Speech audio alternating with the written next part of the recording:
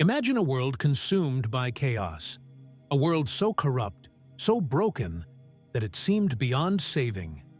Now, picture one man, chosen by God, to build a massive ark, gather every kind of animal, and survive a flood that would wipe out all of humanity. This is the story of Noah, a tale of faith, judgment, and hope that has captivated hearts for thousands of years. It's a story of divine justice and mercy, of obedience in the face of ridicule, and of a promise that still shines in the skies today. But this isn't just an ancient legend. It's a story that challenges us to ask, what does it mean to trust God when the world around us is falling apart? What does it look like to stand firm in faith, even when no one else believes? In this video, we're diving deep into the epic biblical account of Noah, the man who built the ark, survived the flood, and changed the course of history. We'll explore the world before the flood, the incredible construction of the ark, the terrifying moment the waters rose, and the beautiful covenant God made with humanity. So, whether you're hearing this story for the first time or revisiting it with fresh eyes, get ready for an unforgettable journey. This is Noah's Ark, like you've never seen it before. Let's begin. The world before the flood. To truly understand the story of Noah and the flood, we need to step back in time, way back, to a world that was both familiar and utterly foreign. This was the world before the flood, a world that had spiraled into chaos, corruption, and moral decay. It was a world so far removed from God's original design that it broke the heart of the Creator himself. The Bible paints a grim picture of this time. Genesis 6:5 says, "The Lord saw how great the wickedness of the human race had become on the earth, and that every inclination of the thoughts of the human heart was only evil all the time." Let that sink in for a moment. Every thought, every action, every intention of humanity was consumed by evil. It wasn't just a few bad apples, it was the entire orchard. Violence, greed, and selfishness had become the norm. People lived for themselves, ignoring the God who had created them and given them life. But what did this look like in practice? Imagine a society where justice was a distant memory, where the strong preyed on the weak, and where morality was tossed aside like an old, useless relic. It was a world where people had forgotten their purpose, where they no longer sought to honor God or care for one another. The earth was filled with chaos, and the very fabric of creation seemed to be unraveling. And yet, in the midst of this darkness, there was one man who stood out, one man who walked a different path. His name was Noah. While the world around him was consumed by evil, Noah found favor in the eyes of the Lord. Genesis 6:9 tells us that Noah was a righteous man, blameless among the people of his time, and he walked faithfully with God. Now, this doesn't mean Noah was perfect. No one is. But it does mean that Noah chose to live differently. He chose to honor God, even when everyone else had turned away. But why did the world become so corrupt? What led humanity to this point? Some scholars believe that the pre-flood world was a time of incredible technological and cultural advancement. Ancient texts and traditions suggest that people lived longer, had greater knowledge, and perhaps even achieved feats that we can't fully understand today. But with this advancement came pride, arrogance, and a turning away from God. Humanity began to believe it didn't need its Creator. Sound familiar? In many ways, the world before the flood mirrors our own. We live in a time of incredible progress, scientific breakthroughs, technological wonders, and cultural achievements. But with this progress comes a danger. The danger of forgetting God. The danger of believing that we can do it all on our own. The danger of losing sight of what truly matters. And just like in Noah's time, God sees it all. He sees the violence, the greed, the selfishness. He sees the ways we turn away from Him and hurt one another. And it grieves Him. Genesis 6:6 says, "The Lord regretted that He had made human beings on the earth, and His heart was deeply troubled." This isn't the anger of a distant, uncaring God. This is the sorrow of a loving Father, watching His children destroy themselves and each other. But even in the midst of this darkness, there is hope, because God didn't give up on humanity. He didn't wipe out everyone and start over without a plan. Instead, He chose Noah, a man who was willing to listen, to obey, and to trust, even when it didn't make sense. Noah's faithfulness would become the foundation for a new beginning, a second chance for humanity. God's command to build the ark. Imagine this. You're Noah, living in a world that's spiraling out of control. Violence, corruption, and evil are everywhere. And then, one day, God speaks to you. But what He says isn't just surprising, it's completely unprecedented. He tells you to build an ark. Not just any ark, but a massive ship, larger than anything the world has ever seen. And here's the catch. You're to build it in the middle of dry land, far from any body of water. Oh, and by the way, a catastrophic flood is coming to wipe out all of humanity. This was the command God gave to Noah, a command that would test his faith, his obedience, and his courage like never before. Genesis 6:14-16 details the instructions. Make yourself an ark of gopher wood. Make rooms in the ark and cover it inside and outside with pitch. This is how you are to make it. The length of the ark, 300 cubits, its breadth 50 cubits, and its height 30 cubits. To put that into perspective, the ark was about 450 feet long, 75 feet wide, and 45 feet tall, roughly the size of a modern-day cargo ship. It was a monumental task, one that would take years of hard work, dedication, and unwavering faith. But why an ark? Why not just whisk Noah and his family away to safety? The ark wasn't just a means of survival. It was a symbol of God's provision and Noah's obedience. It was a tangible reminder that salvation requires action. Noah couldn't just sit back and wait for God to rescue him. He had to participate in the plan. He had to trust God's instructions, even when they didn't make sense. And let's not forget the challenges Noah faced. Building the ark wasn't just a construction project. It was a test of faith. Imagine the ridicule Noah must have endured. Picture his neighbors laughing at him, mocking him for building a giant boat in a world where rain had never even fallen. Imagine the doubt that must have crept into his mind. What if I'm wrong? What if this is all for nothing? Yet, despite the obstacles, Noah obeyed. He didn't just build the ark.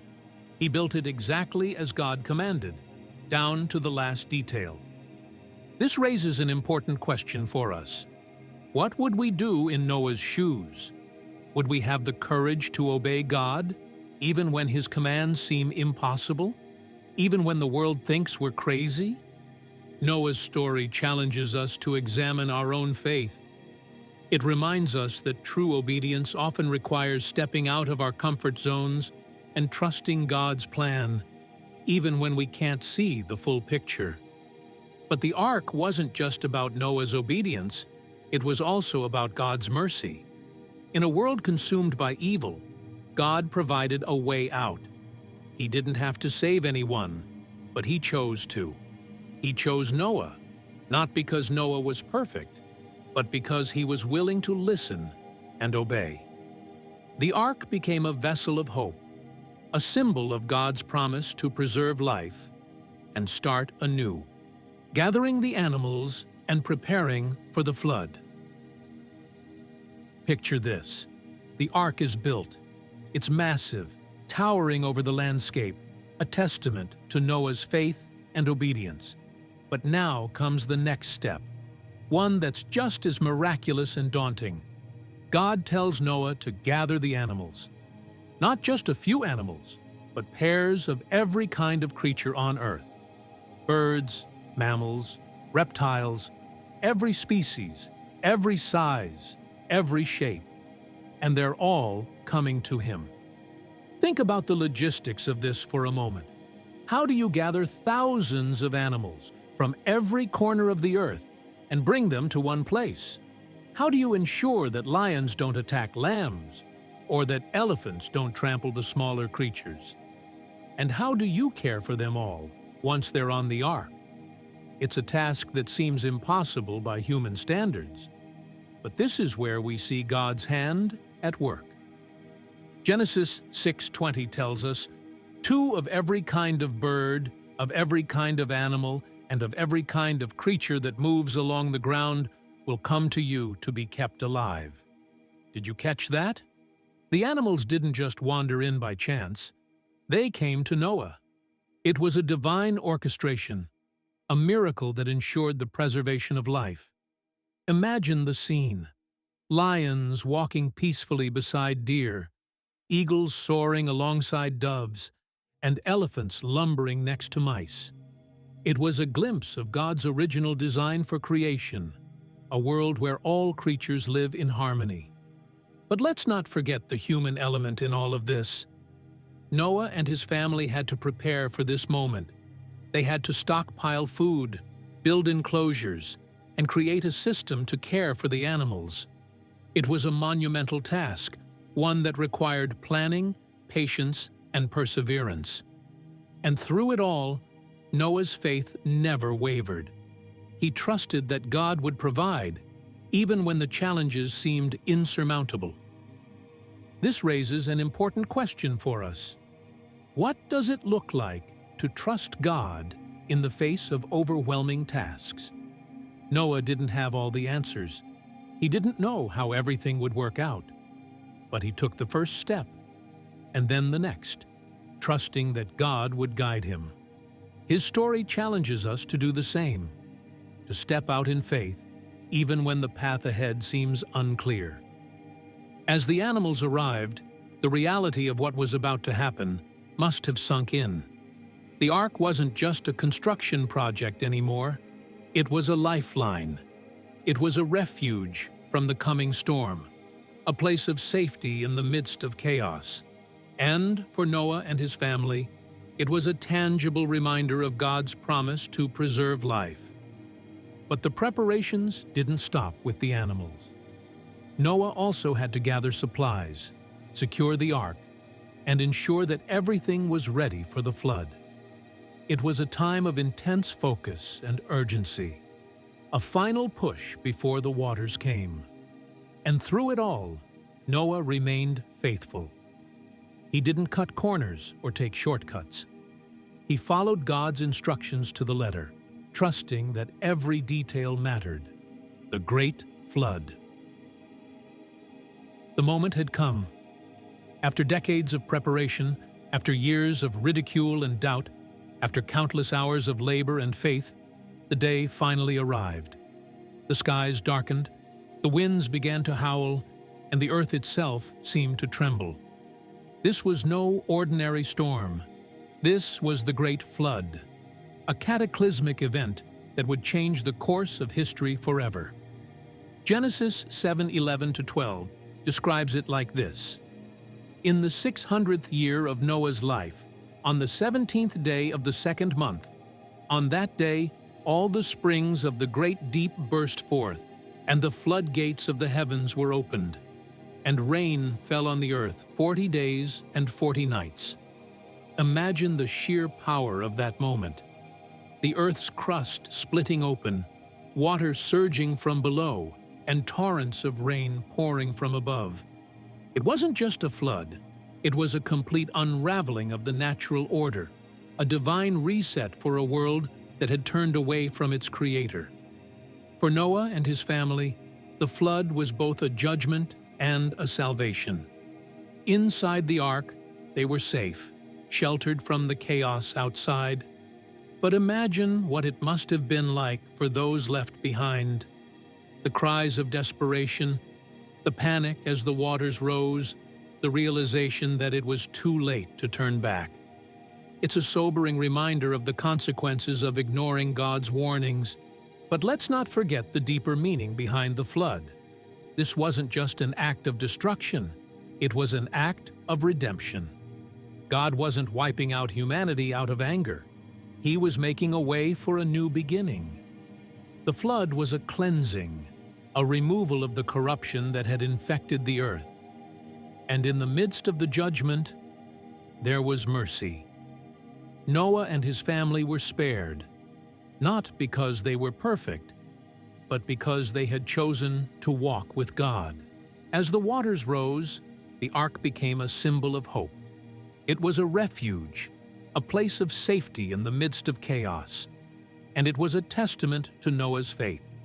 He had built the ark exactly as God commanded, and now he was seeing the fruit of his obedience. But even in the safety of the ark, the experience must have been terrifying.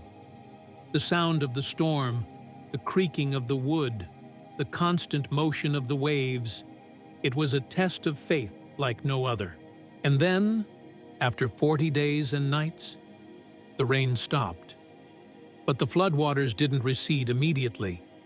For months, the ark floated on an endless sea with no land in sight. It was a time of waiting, of trusting, of holding on to the promise that God would see them through.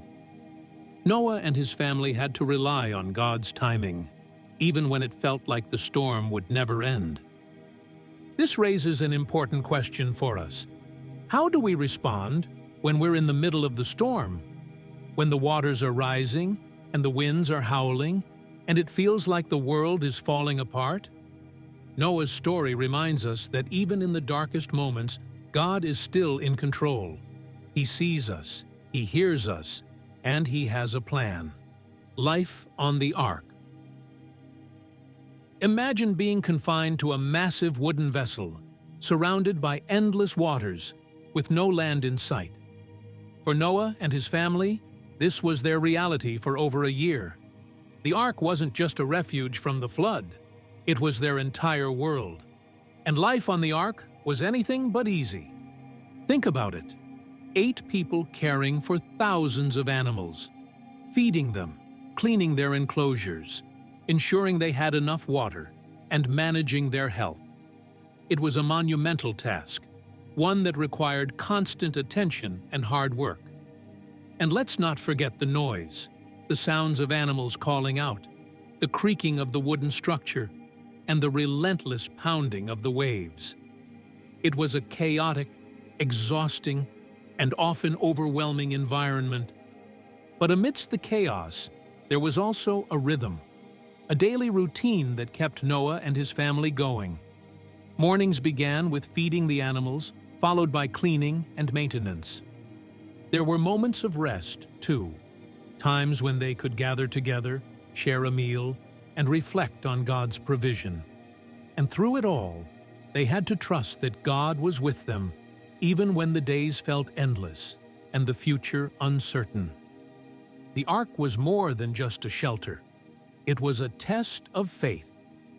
For over a year, Noah and his family lived in complete isolation, cut off from the world they once knew.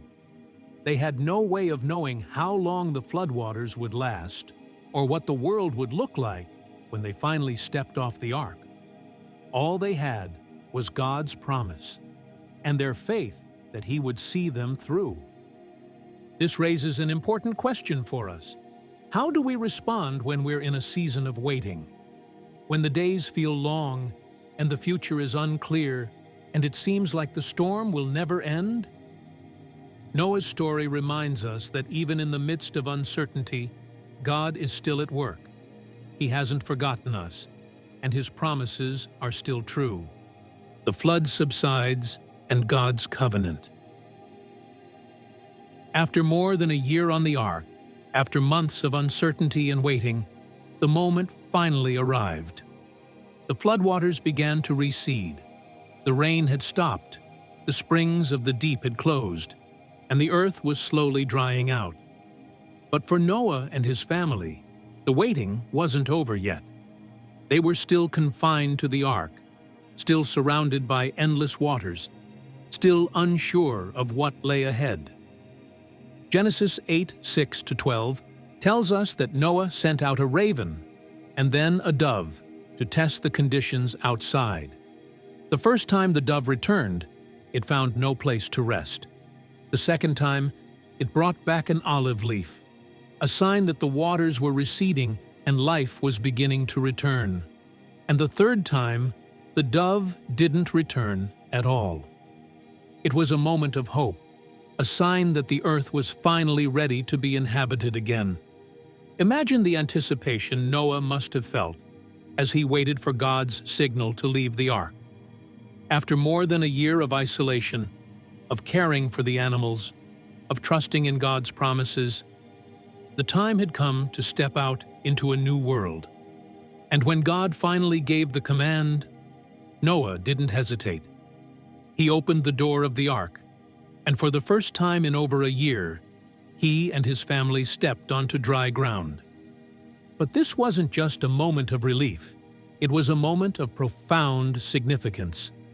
The flood had wiped away the old world, the world of corruption and violence, and in its place was a clean slate, a new beginning.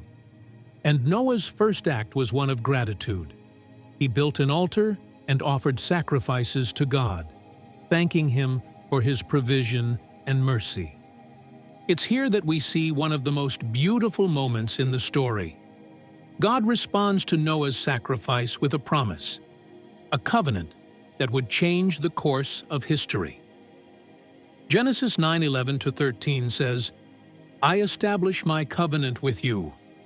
Never again will all life be destroyed by the waters of a flood. Never again will there be a flood to destroy the earth." And as a sign of this covenant, God set a rainbow in the clouds, a reminder of His promise to all generations. This covenant wasn't just for Noah. It was for all of humanity. It was a promise that no matter how far we stray, no matter how broken the world becomes, God will never again destroy the earth with a flood. It's a promise of mercy, of grace, of second chances. And it's a reminder that even in the midst of judgment, God's love endures. But let's not miss the deeper meaning behind this covenant. The rainbow isn't just a symbol of God's promise, it's a symbol of His faithfulness. Every time we see a rainbow, we're reminded that God keeps His promises, that He is a God of mercy, not just judgment, that He is always working to restore and redeem. Life on the ark also teaches us about stewardship. Noah and his family were entrusted with the care of God's creation. They had a responsibility to protect and preserve the animals, ensuring that life could continue after the flood. It's a reminder that we too have been given a stewardship, a responsibility to care for the world God has entrusted to us. But perhaps the most profound lesson from life on the ark is the importance of community. Noah wasn't alone. He had his family by his side. Together, they worked, prayed, and waited. They supported each other through the challenges and celebrated the small victories along the way. It's a reminder that we weren't meant to go through life alone. We need each other to encourage, to help, and to remind us of God's faithfulness. Lessons from Noah's story. Noah's story is one of the most epic tales in the Bible, but it's more than just a story about a flood and an ark. It's a story about faith, obedience, and the relentless love of God. And it's packed with lessons that are just as relevant today as they were thousands of years ago. First, Noah's story teaches us about the power of faith. Noah trusted God, even when the task seemed impossible. He built an ark in a world that had never seen rain. He faced ridicule and doubt, but he didn't waver. His faith wasn't blind. It was rooted in a deep trust in God's character and promises. In a world that often feels chaotic and uncertain, Noah's example challenges us to trust God, even when we can't see the full picture. Second, Noah's story reminds us of the importance of obedience. Noah didn't just believe God, he acted on that belief. He followed God's instructions to the letter, even when they didn't make sense. His obedience wasn't just about building an ark. It was about aligning his life with God's will. It's a reminder that true faith always leads to action. Third, Noah's story shows us the reality of God's judgment and mercy. The flood was a sobering reminder that sin has consequences, but it was also a powerful demonstration of God's grace. In the midst of judgment, God provided a way of salvation, and through the covenant, He promised never to destroy the earth again. It's a reminder that no matter how far we fall, God's love and mercy are always within reach. Finally, Noah's story points us to the ultimate hope of salvation. Just as the ark was a refuge from the flood, Jesus is our refuge from sin and death. The rainbow reminds us of God's promises, and it points us to the ultimate promise of eternal life through Christ. So, what does Noah's story mean for us today? It's a call to live with faith, to walk in obedience, and to trust in God's promises. It's a reminder that no matter how dark the storm may seem, God is always with us, guiding us to safety. Let's take these lessons to heart and live with the same courage and faith that Noah demonstrated. If this video inspired you, like, share, and subscribe for more. Let's journey together in faith. See you next time.